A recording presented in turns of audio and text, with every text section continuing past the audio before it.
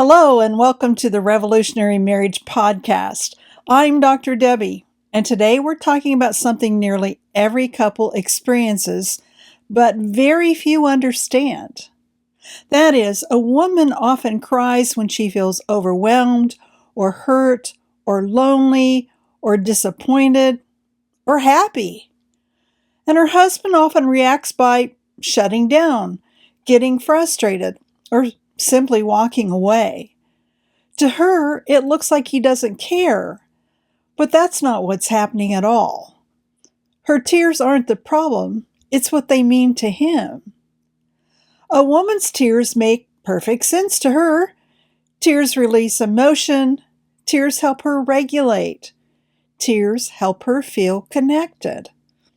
But to a man, her tears land in a very different place. Not because he's cold, not because he's unloving, and not because he wants her to stop, although he really does, but because her emotions speak a language he doesn't understand. When he sees her tears, something rises inside him, a mix of confusion, helplessness, and defensive anger. Not anger at her, anger at the confusion her emotions elicit. Anger that he can't fix it. Anger that nothing he tries ever seems to make it better. Men tell me all the time I've absolutely no response for that. He's not thinking I failed. He's thinking, here we go again. Nothing I do is ever enough. She's upset, and I have no idea why. I don't know what she's so upset about, much less what she wants. I can't win. Her tears aren't a weapon against him and his leadership, but because he's so vulnerable to her emotions, it feels like she's aiming all of that intensity straight at him, even when she isn't.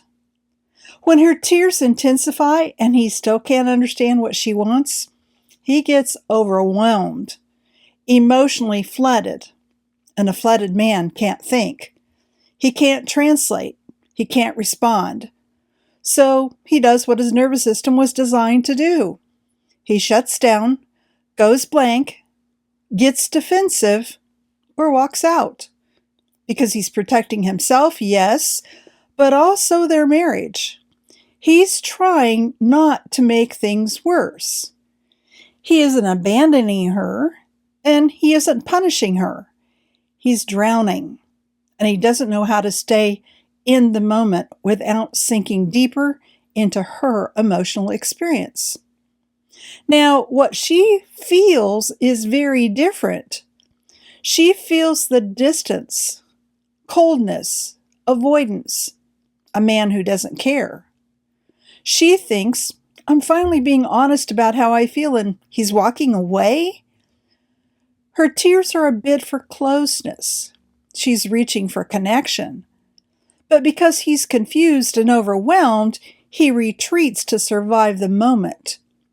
Two good people, two different designs, completely missing each other. There is a better way forward. Her tears are real and valid. She does not need to stop crying. She does not need to hide her heart. But when she understands how her emotional intensity lands for him, she can choose how she brings it to him. This is where the 5-step process changes everything. Not for his sake alone, but for hers.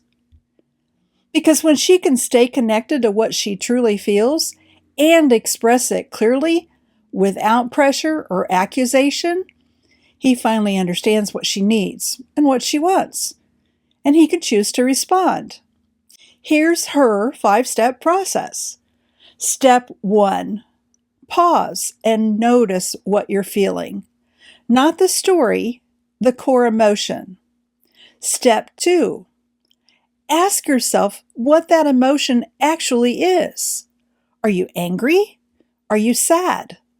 Are you hurt? Are you afraid? Do you feel guilty or ashamed? Step 3, What is that emotion telling you? What do you need? What do you want? And what would help right now? Step 4. Turn it into a specific request. Not you never or why don't you ever, but I'm worried about my mom's health. When I think about it, I get scared. It would mean a lot to me if you would put your arms around me right now and tell me that we'll get through this together. Step 5. Accept his answer. Chances are he will reach out for you spontaneously. If he does, allow yourself to receive his response with gratitude. Let his response soak in. Let your heart and soul experience his presence in that moment and beyond. Now, if he doesn't respond the way you'd like, it's not rejection. It means he's flooded with his own emotions and needs a moment to reset himself. And when you give him a little space, he will almost always come back, stronger, steadier, and more willing to connect. In the meantime, give yourself some space to self-soothe. If you don't know what that means, then you probably have some personal work to do. The good news is, her tears don't push him away. They confuse and overwhelm him because he cares so deeply and doesn't know how to make things better. But when she knows how to express her desires with clarity, gentleness, and a grounded heart, he hears her, he understands her, and he can love her the way she longs to be loved. That is the synergy of his strength and her beauty. That is revolutionary marriage. Would you like to take this to the next level?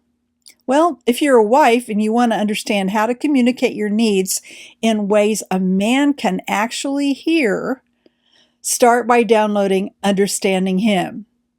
And if you're a husband and you want to understand what her tears really mean without panicking or getting confused, start by downloading Understanding Her.